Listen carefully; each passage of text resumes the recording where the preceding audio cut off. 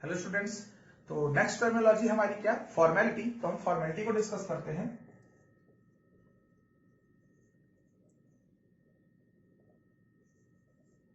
Formality इसे represent करेंगे हम एफ से। फॉर्मेलिटी के लिए हमारे पास जो फॉर्मूला है, weight of solute upon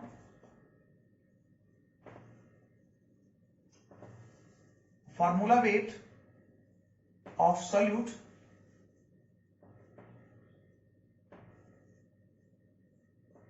into volume.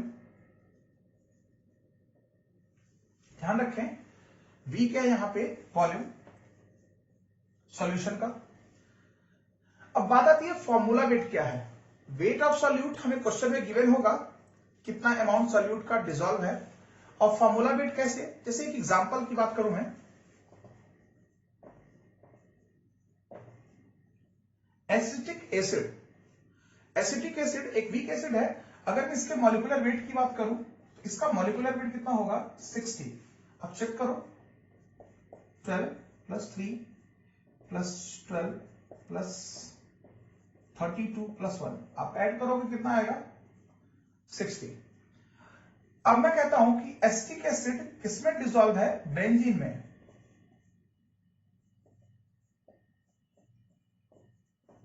C6H6। ध्यान रखें एसिटिक एसिड बेंजीन में डिसॉल्व होने के बाद एसिटिक एसिड क्या बनाता है, डाइमर। क्या फॉर्म करता है, डाइमर। व्हाट इज डाइमर, ध्यान रखें डाइमर का मतलब, जैसे मानिए मेरे पास अभी एक मार्कर है, मैंने इसको कहीं पे यूज किया ऐसे, ये एक मार्कर एक दूसरे मार्कर के साथ क्या हो गया है, अटैच हो गया है। तो अब ये क्या हो चुका है, ये कौन सा फॉर्म हो गया है, डाइमर। ध्यान रखें केवल एक मॉलिक्यूल दूसरे मॉलिक्यूल के साथ क्या हो जाता है, बॉन्ड हो जाता है, अटैच हो जाता है, और उसको हम क्या बोलते हैं, डाइमर। यानी एसिटिक एसिड का जो एक मॉलिक्यूल है, एसिटिक एसिड के दूसरे मॉलिक्यूल के साथ नॉर्मली अटैच हो जाता है, और इस फॉर्म को क्या बोलते हैं, डाइमर। अगर इसके 3 मॉलिक्यूल हो जाते हैं तो क्या कहलाता है, ट्राइमर। ऐसे ही जितने भी मॉलिक्यूल्स होंगे उनके बेसिस पे हम उसको कैटेगराइज करेंगे। फिलहाल जो इंफॉर्मेशन है, acetic acid dissolve in benzene and form dimer of acetic acid. तो आप ध्यान रखें, अगर मैं मॉलिक्यूलर वेट की बात करूं तो यहां पे जो मॉलिक्यूलर वेट है वो मॉलिक्यूलर वेट कितना आ रहा है, 60। लेकिन अगर मैं बात करूं यहां पर डाइमर का जो मॉलिक्यूलर वेट है, या मैं से कह दूं जो फॉर्मूला है वो क्या है, CH3COOH होल ट्वाइस। तो यहां पे ये मॉलिक्यूलर वेट ना होकर के क्या हो जाएगा, फॉर्मूला वेट, और इसको मैं लिखूंगा किससे, FW से। यानी ये जो FW है ये क्या है, फॉर्मूला वेट। आप देखो अगर मैं बात करूं मॉलिक्यूलर वेट का जो कि कितना है 60, लेकिन फॉर्मूला वेट कितना होगा, फॉर्मूला वेट होगा 120। क्यों, क्योंकि एसिटिक एसिड के कितने मॉलिक्यूल्स आ गए, 2। एक मॉलिक्यूल का जो वेट है वो कितना है, 60, 2 का वेट कितना हो जाएगा, 120। तो अगर ये कुछ एडिशनल इंफॉर्मेशन हमारे पास है तो हम किसी का भी फॉर्मूला वेट फाइंड आउट कर सकते हैं। इस पे बेस्ड एक क्वेश्चन करते हैं हम, उस क्वेश्चन से हम सही तरीके से समझेंगे कि फॉर्मूला वेट का रियल मीनिंग और क्वेश्चन में कैसे अप्लाई होगा। तो ध्यान रखें एसिटिक एसिड बेंजीन में डिसॉल्व होगा तो क्या फॉर्म करेगा, डाइमर। ये इंफॉर्मेशन है, ध्यान रखें। तो मैं इसको लिख सकता हूं, weight upon formula weight into volume of solution. ये बन गया हमारे पास किसका, फॉर्मेलिटी का फॉर्मूला। अगर ये ml में है तो ऊपर आप 1000 लगा सकते हो, कोई प्रॉब्लम नहीं है। चलिए एक क्वेश्चन डिस्कस करते हैं।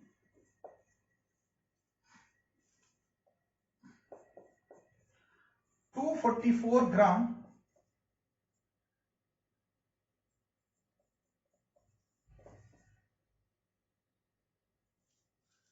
Benzoic acid,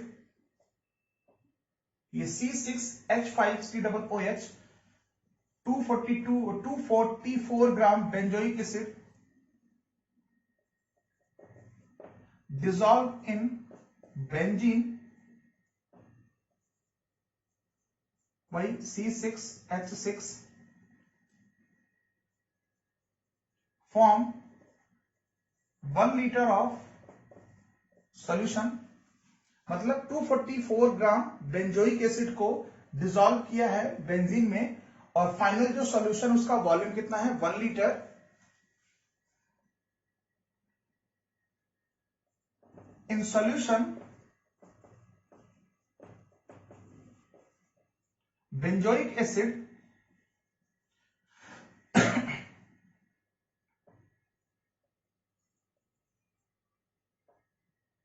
form dimer. जो सॉल्यूशन है उसमें बेंजोइक एसिड किस फॉर्म में है, डाइमर के फॉर्म में। तो कह रहा है कि फॉर्मेलिटी को फाइंड आउट करिए, जो कॉन्सेंट्रेशन है वो किस टर्म में फाइंड आउट करना है आपको, फॉर्मेलिटी के टर्म में। तो मेरे पास एक सिंपल सा फॉर्मूला है इसके लिए, ये formula formality is equal to weight, जो कि कितना है 244 ग्राम। फॉर्मूला वेट हम देखेंगे यहां पे C6H5COOH, अगर मैं निकालूं 72 plus 5 plus 12 plus 32 16 plus 16 32 plus 1,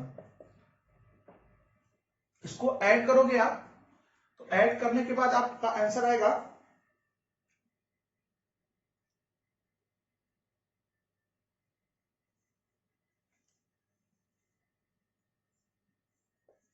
122,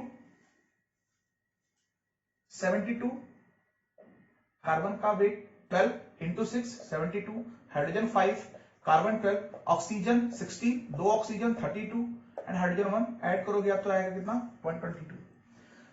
question में क्या रखा है कि जो बेंजोइक एसिड है ये डाइमर फॉर्म में है, मींस बेंजोइक एसिड इसका जो मॉलिक्यूलर वेट है वो कितना है 122। अगर ये डाइमर फॉर्म में है तो इसका फार्मूला वेट कितना होगा 122 इंटू 2 मीन्स 244। इसका जो फॉर्मूला वेट हुआ वो 244, तो मैं यहां रखता हूं 244, और फाइनल वॉल्यूम जो दे रखा है वो कितना है 1 लीटर, तो ये कितना हो जाएगा 1। अगर बात करें तो ये आंसर कितना आएगा 1, और यूनिट क्या है इसकी F, यानी फॉर्मेलिटी होगी इस क्वेश्चन में जो आंसर आएगा वो कितना आएगा 1F।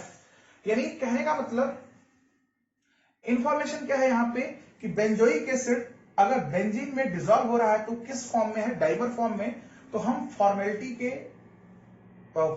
के टर्म को यहां पे हम फॉर्मूला वेट फाइंड आउट करने के लिए इस डाइमर के वेट को कैलकुलेट करेंगे, ना कि सीधे मॉलिक्यूलर वेट को। तो कुछ भी नहीं, बस सिंपल सा एक तरीका, अगर आपको फॉर्मूला वेट फाइंड आउट करना है तो आप फॉर्मूला वेट के लिए हिंट को देखो, इंफॉर्मेशन को चेक करो और आप इसको फाइंड आउट कर सकते हो।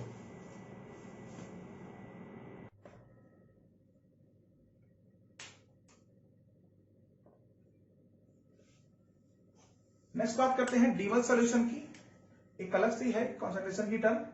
1 mole of solute present in 1 litre of solution at 0 degree Celsius. अगर 0 डिग्री सेल्सियस पे बात करें, 0 डिग्री सेल्सियस पे 1 मोल सॉल्यूट 1 लीटर सॉल्यूशन में अगर प्रेजेंट है तो वो कॉन्सेंट्रेशन की टर्म क्या कहलाएगी D1 सॉल्यूशन। इसके पूछने के चांसेस आपसे कम है, इंफॉर्मेशन है, बस ध्यान रखिएगा। 1 mole of solute present in 1 litre of solution at 0 degree Celsius. ये इंपॉर्टेंट है, 0 डिग्री सेल्सियस पे होगा तभी ये सॉल्यूशन क्या कहलाएगा डीमोल सॉल्यूशन। नेक्स्ट बात करते हैं हम ppm concentration. Ppm concentration means parts पर मिलियन। पार्ट्स पर मिलियन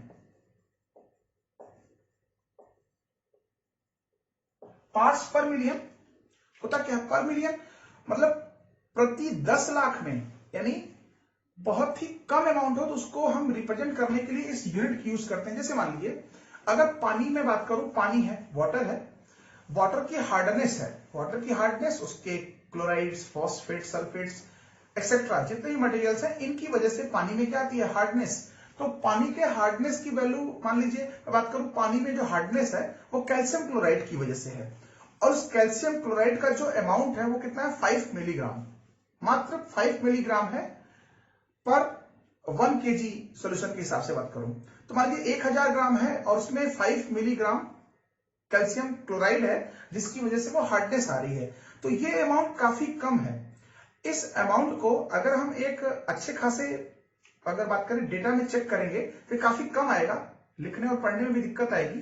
तो इसको इस कॉन्सेंट्रेशन को यानी जहां पर सॉल्यूट का अमाउंट काफी कम होता है वहां पर टर्म यूज करते हैं पार्ट्स पर मिलियन या पीपीएम कॉन्सेंट्रेशन। ध्यान रखें कब यूज होगा, जब अमाउंट ऑफ सॉल्यूट क्या हो, बहुत ही ज्यादा कम हो, तो हम यूज करते हैं पार्ट्स पर मिलियन का। इसका मतलब क्या है कि प्रति 10 लाख पर मिलियन, पार्ट्स पर मिलियन मतलब प्रति 10 लाख में जो कॉन्सेंट्रेशन है वो कितनी है, बस इसकी बात करते हैं। एक एग्जांपल लेता हूं मैं, मान लीजिए since 5 milligram CaCl2 present in 1000 gram hard water,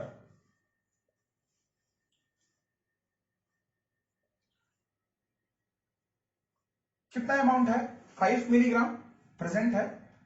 अब इसकी बात कर रहा है कि भाई बताइए कॉन्सेंट्रेशन पीपीएम में कितना है। ये अमाउंट बहुत कम है और जो अमाउंट है वो कितना है वाटर का, हार्ड वाटर का 1000। तो मैं लिख सकता हूं यहां पे सिंस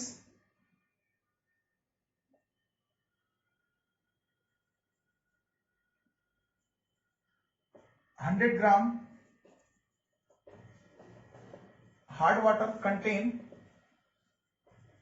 5 मिलीग्राम, या मैं 5 मिलीग्राम को लिखूं तो 5 इंटू 10⁻³ मिली को मैंने चेंज कर लिया 10⁻³ में। सिंस 1 ग्राम में कितना 1000 ग्राम में 5 मिलीग्राम, 5 मिलीग्राम को मैंने कन्वर्ट कर लिया 5 इंटू 10⁻³ तो 1 ग्राम हार्ड वाटर कंटेंट कितना करेगा 5 इंटू 10⁻³ अपॉन 1000। Therefore 10⁻6 में 1000 ग्राम में 5 मिलीग्राम तो 1 ग्राम में कितना, देन हमें कॉन्सेंट्रेशन किस टर्म में चाहिए पीपीएम में, तो मैंने कितना लिख दिया पीपीएम पार्ट्स पर मिलियन। 10⁻6 को हम बात करेंगे 10⁻6 में कितना है तो मैं लिख सकता हूं 5 इंटू 10⁻³ अपॉन 1000 इंटू 10⁻6। आप चेक करो ये 10⁻³ ऊपर जाएगा 10⁻³ -3 -3 यानी ये ऊपर -6 और ये +6, ये पूरा का पूरा टर्म कट जाएगा ये और ये इससे, और ये कटने के बाद क्या बच जाएगा 5 ppm। हमारा जो कॉन्सेंट्रेशन आएगा वो कितना आएगा 5 ppm। तो ध्यान रखिए मैंने बताया था पीपीएम कॉन्सेंट्रेशन कब यूज करेंगे जब सॉल्यूट का अमाउंट क्या होगा बहुत ही कम। एक एग्जांपल के रफ एग्जांपल मैंने बात किया 5 मिलीग्राम कैल्शियम क्लोराइड प्रेजेंट है 1000 ग्राम हार्ड वाटर में। अब 1000 ग्राम हार्ड वाटर है, इसमें 5 मिलीग्राम कैल्शियम क्लोराइड है। अगर बात करूं ये कॉन्सेंट्रेशन पीपीएम में कैसे निकालेंगे तो वही डिस्कस किया है। 1000 ग्राम हार्ड वाटर में जो कैल्शियम क्लोराइड का अमाउंट है, hard water contain 5 milligram, 5 milligram को मैंने कन्वर्ट कर दिया है 5 इंटू 10⁻³ ये CaCl2 है इतना मिलीग्राम, तो 1 ग्राम में कितना 5 इंटू 10⁻³ अपॉन 1000 तो 10⁻6 में। क्यों, क्योंकि पीपीएम में कॉन्सेंट्रेशन प्रति 10 लाख में ही बात होती है, तो 10⁻6 में कितना, हम इसको सॉल्व करेंगे तो आंसर आएगा कितना पीपीएम कॉन्सेंट्रेशन। ये था हमारा पीपीएम कॉन्सेंट्रेशन। अभी डिस्कस किया हमने डीमल एंड पीपीएम जो कॉन्सेंट्रेशन की टर्म थी। नेक्स्ट हमारे पास एक टर्म है, ये मोल फ्रैक्शन की टर्मिनोलॉजी में आया था। मोल फ्रैक्शन का अगर हमने वैल्यू चेक किया था, जो मोल फ्रैक्शन की वैल्यू थी वो XA plus XB dot dot dot XN, इसकी वैल्यू थी 1 के बराबर। मोल फ्रैक्शन की जो वैल्यू थी वो 1 से तो क्या थी कम और 0 से क्या थी ज्यादा, यानी ये भी इंफॉर्मेशन था हमारे पास less than 1 and more than. ये दूसरा इंफॉर्मेशन था। एक इंफॉर्मेशन और है यहाँ पर आपको, ये आपको एक रिलेशनशिप स्टैब्लिश करेगी मोल फ्रैक्शन एंड मोलैलिटी में। देखते हैं कैसे। XA अपॉन XB, मैंने पहले बताया था आपको A मैं किसके लिए यूज करूंगा, सॉल्वेंट के लिए, और B किसके लिए यूज करूंगा मैं, सॉल्यूट के लिए। तो ध्यान रखें यहाँ पे A किसके लिए है, सॉल्वेंट, और B किसके लिए है, सॉल्यूट के लिए। देखें XA upon XB is equal to Na upon NB। ये एक इंफॉर्मेशन है जो मैंने उस दिन मोल फ्रैक्शन में आपको डिस्कस नहीं किया था, कि ध्यान रखें जो मोल फ्रैक्शन का रेशियो होगा, मोल फ्रैक्शन का रेशियो मोल्स के रेशियो पे क्या होगा, बिल्कुल बराबर।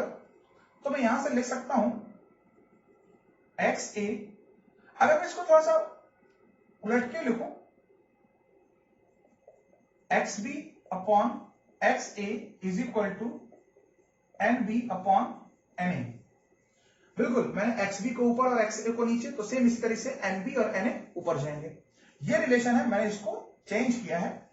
अगर बात करें XB upon XA is equal to, ये है NB अपॉन NA को मैं लिख सकता हूं, NA क्या है, मोल।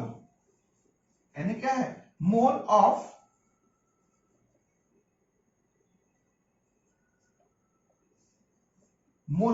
सॉल्वेंट। तो सॉल्वेंट के मोल को लिखने के लिए उसका वेट अपॉन उसका मॉलिक्यूलर वेट, ये लिखना है मुझे। तो अगर मैं Na को लिखता हूं तो मैं क्या लिख सकता हूं, देखें आप, मैं लिख सकता हूं WA।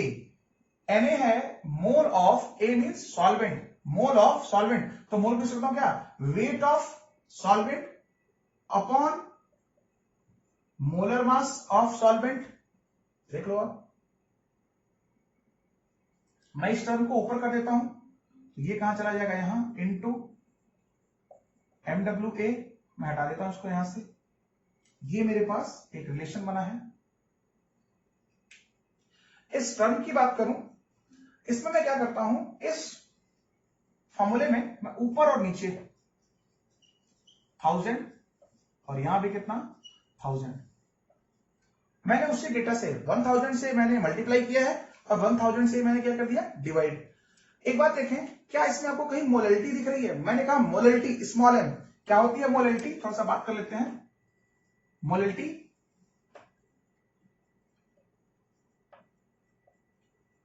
Mole of solute present in 1 kg of solvent,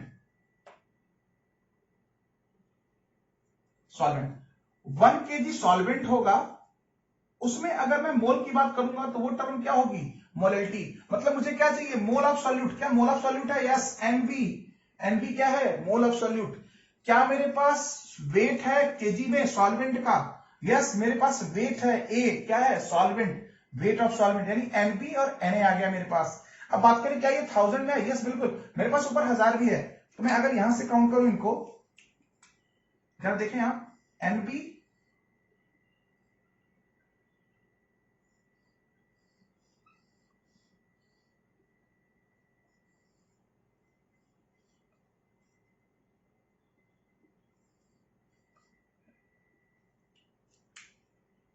ये जो फॉर्मूला निकल के आ रहा है मेरे पास,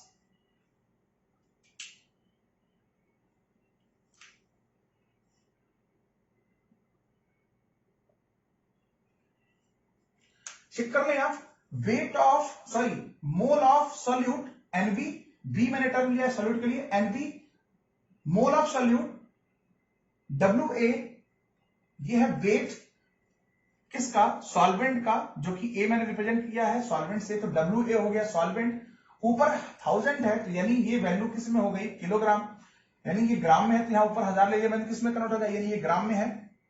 अब ध्यान रखें, इस टर्म को मैं क्या ले सकता हूं, पूरे टर्म को जो मैंने रेड से हाईलाइट कर रखा है, इसको मैं ले सकता हूं क्या, मोलैलिटी, यानी ये मेरे पास क्या आ जाएगी, molality small m,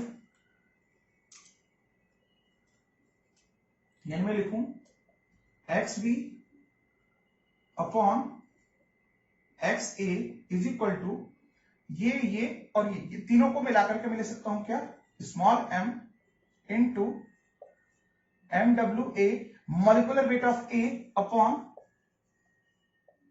1000।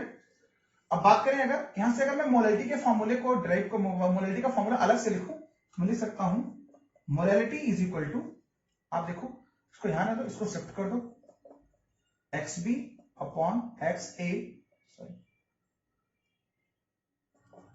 Into 1000 upon MWA। ये रहा मेरे पास small m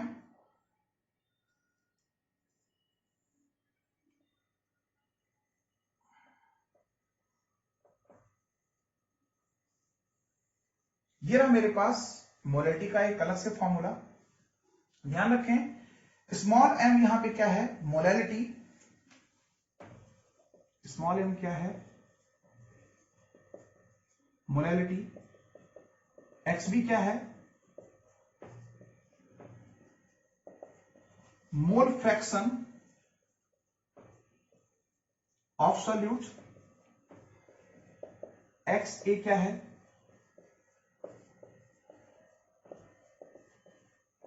mole fraction of A means solvent, MWA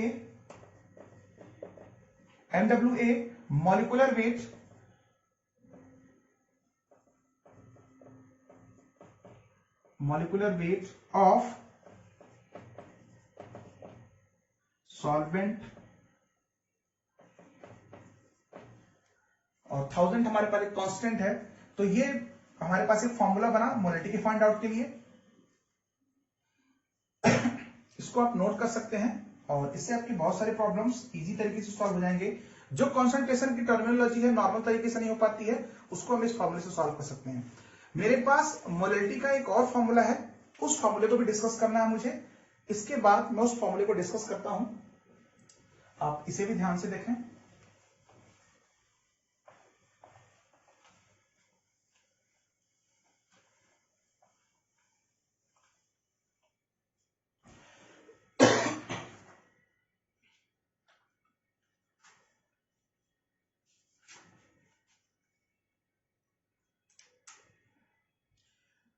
यहां ये जो मुझे डिस्कस करना है, एक रिलेशन है,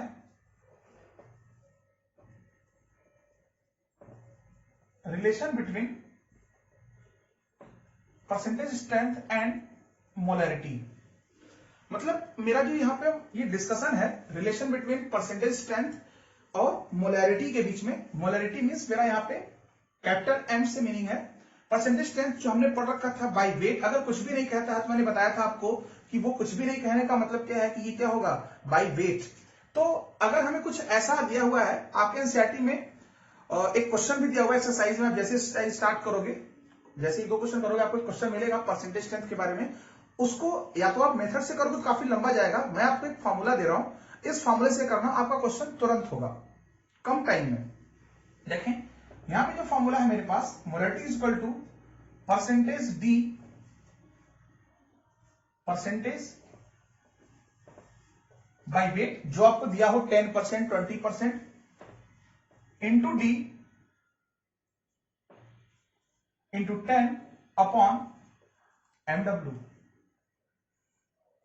ये फॉर्मूला बन के आया मेरे पास, molality is equal to percentage by weight into d, d क्या है यहां पे, डेंसिटी, इंटू 10 अपॉन MW। यहां पे ध्यान रखें ये जो डी है डेंसिटी है, डेंसिटी ऑफ सॉल्यूट, और MW यहां पे क्या है, मॉलिक्यूलर वेट ऑफ सॉल्यूट। ध्यान रखिए ये दोनों चीजें किसके लिए हैं, सॉल्यूट के लिए। यानी जो डेंसिटी होगी वो किसकी होगी, सॉल्यूट की, और जो मॉलिक्यूलर वेट होगा वो भी किसका होगा, या मोलर मास होगा वो भी किसका होगा, सॉल्यूट का। तो molality is equal to percentage by weight, जो भी क्वेश्चन में गिवन हो, इनटू डेंसिटी, क्वेश्चन में जरूर गिवन होगा, नहीं तो आपको थोड़ा बहुत आइडिया होगा, इनटू 10 अपॉन MW। तो ये क्या बन गया हमारे पास, मोलैलिटी का एक जनरल फॉर्मूला। जो कि परसेंटेज बाय वेट से है। एनसीईआरटी पे क्वेश्चन है इसमें एक्सरसाइज में, इस वजह से इस फॉर्मूले को डिस्कस किया है, इस फॉर्मूले को भी ध्यान रखें।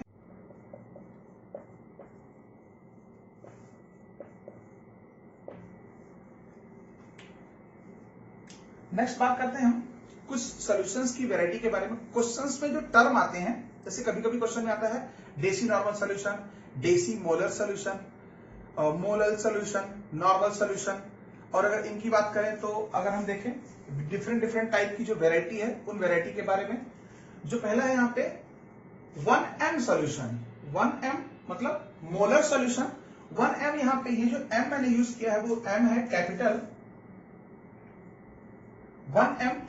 m जो रिप्रेजेंट करता है वो मोलरिटी को रिप्रेजेंट करता है। अगर लिखा हुआ है 1m सॉल्यूशन मींस वो सॉल्यूशन जिसकी कॉन्सेंट्रेशन कितनी है 1m, ठीक है, उसे हम बोलेंगे क्या, मोलर सॉल्यूशन या 1m सॉल्यूशन। 1n सॉल्यूशन, इसका क्या मतलब है, नॉर्मल सॉल्यूशन। अगर आपको कहीं क्वेश्चन में लिखा है एक नॉर्मल सॉल्यूशन है तो नॉर्मल सॉल्यूशन का मतलब उसका कॉन्सेंट्रेशन कितना है 1m। अगर कहीं पे लिखा मिल रहा है आपको 1 या आपको लिखा हुआ मिला क्या मोलर सॉल्यूशन, तो आप क्या बोलोगे 1m। यानी मोलर सॉल्यूशन का मीनिंग क्या होगा 1m, एक सॉल्यूशन जिसका कॉन्सेंट्रेशन कितना है 1m, small m। Semi normal जो टर्म यूज होता है उसके लिए कॉन्सेंट्रेशन कितना होता है 1/2n सॉल्यूशन। अगर मैं लिखूं सेमी मोलर सॉल्यूशन मतलब 1/2n की जगह क्या आ जाएगा m। अगर बात करें डेसी नॉर्मल ऐसे लिख सकते हैं कि 1/10। अगर बात करें centi normal solution means 1/100, centi means 100, 1/100, तो 1/n कॉन्सेंट्रेशन होगा जब यूज होगा टर्म क्या सेंटी नॉर्मल सॉल्यूशन। नेक्स्ट बात करें मिली नॉर्मल सॉल्यूशन अगर लिखा हुआ है तो कॉन्सेंट्रेशन कितना होगा 1/n, 1/1000n सॉल्यूशन नॉर्मल है। अगर ये मोलर कॉन्सेंट्रेशन हो जाता तो 1/100m हो जाता। यानी n स्मॉल m, ये टर्मिनोलॉजी कुछ भी हो सकती है, ये बदल सकता है, बट अगर मोलर लिखा है तो मतलब क्या होगा 1m। अगर नॉर्मल लिखा है तो क्या होगा 1n, बट अगर लिखा है सेमी नॉर्मल तो हाफ m, सेमी मोलर तो half capital M, deci normal 1/10, deci molar then 1/10 capital M। अगर लिखा हुआ deci molar solution means 1/10 small m, molar solution means small m। तो इन तरह की वैरायटी, ऐसी बहुत सारी वैरायटी है जो हम डिस्कस कर सकते हैं। एक फॉर्मूला है, छोटा सा इंफॉर्मेशन है आपके लिए। अगर कोई सॉल्यूशन का कॉन्सेंट्रेशन फाइंड आउट करना है, इनमें से कोई एक कॉन्सेंट्रेशन की टर्मिनोलॉजी दे रखी है, अगर बात करो जैसे मान लीजिए मेरे पास एक टर्मिनोलॉजी है नॉर्मेलिटी की, नॉर्मेलिटी मुझे दे रखा है और मुझे मोलरिटी फाइंड आउट करना है। क्या फाइंड आउट करना है, मोलरिटी। नॉर्मेलिटी दिया है मुझे capital M, molarity find out करना है। ये मैं कैसे करूंगा, एक रिलेशन है नॉर्मेलिटी एंड मोलरिटी में, तो इसको भी मैं लिखवा देता हूं आपको, ये नोट कर लो आप पॉज करके।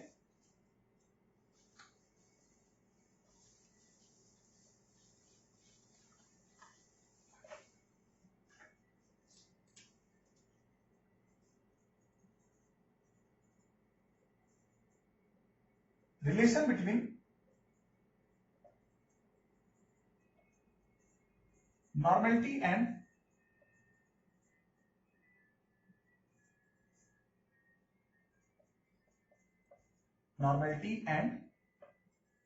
molarity। एक फॉर्मूला है normality is equal to molarity into valency factor. ध्यान रखना है formula, normality is equal to molarity into valency factor. Valency factor मैंने डिस्कस किया था लेक्चर्स में, ये हमारे पास होता है एसिड बेस और सॉल्ट के लिए, तो यहां से ध्यान रखें नॉर्मेलिटी किसी भी सॉल्यूशन का होगा। एक क्वेश्चन करके देखते हैं, एक क्वेश्चन है हमारे पास,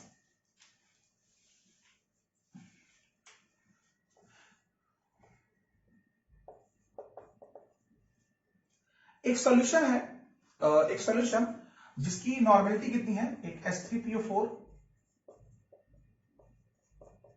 सॉल्यूशन है जिसकी नॉर्मेलिटी है 2m, नॉर्मेलिटी है 2m, और इस क्वेश्चन के लिए आपको बताना है क्या, कैपिटल M यानी molarity. Normality of H3PO4 solution, या मैं बोल दूं normality of phosphoric acid solution is 2m, find the molarity of the solution, find the molarity of the solution। देखिए मेरे पास नॉर्मेलिटी है, यहाँ पे मेरे पास जो कंपाउंड है वो H3PO4 है, मैंने स्पेशल केस में लिखवाया था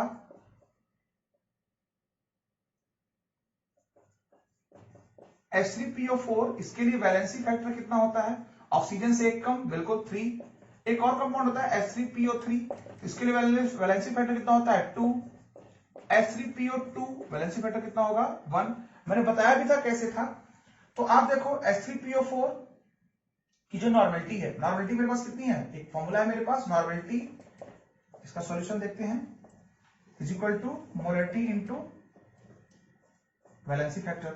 तो नॉर्मेलिटी की वैल्यू कितनी है 2, मोलरिटी मुझे फाइंड आउट करना है, इसके लिए वैलेंसी फैक्टर H3PO4 के लिए कितना है 3। तो यहां से मैं लिख सकता हूं m इज इक्वल टू 2/3, जो ये वैल्यू आएगी वो क्या होगी हमारी मोलैरिटी, कैपिटल M। ध्यान रहेगी बात, normality is equal to molarity into valency factor. Normality की वैल्यू 2 है, मोलैरिटी आप यहां से फाइंड आउट कर सकते हो, इससे 2 को डिवाइड कर दो 3 से, आपको वैल्यू आ जाएगी, वैल्यू आएगी 0.6 के आसपास,